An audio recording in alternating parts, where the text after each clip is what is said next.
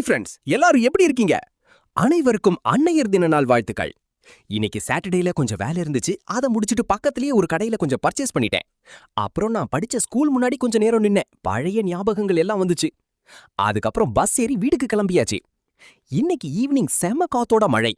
கொஞ்ச நேரத்திலேயே current cut ஆகிருச்சு. டார்ச் அடிச்சுட்டு உட்காந்துருந்தோம். நியூஸ் கூட பார்க்க முடியல.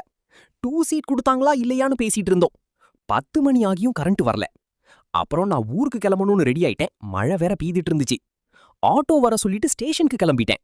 Back to Bangalore journey start ஆகிருச்சு. ஸ்டேஷன் வந்த கொஞ்ச நேரத்திலேயே ட்ரெயின் வந்துருச்சு. சீக்கிரம் சீட்டு பிடிச்சு செட்டில் ஆயிட்டேன். மார்னிங் 6 மணிக்கு எந்திரிச்சு வெளிய வியூ பார்த்துட்டே இருந்தேன். வீட்ல இருந்து கொண்டு வந்த லெமன் ரைஸும் மார்னிங் வாங்கின 2 சமோசாவும் 8 மணிக்கு சாப்பிட்டேன். அப்புறம் பெங்களூர் வந்து ரீச் ஆயிட்டேன்.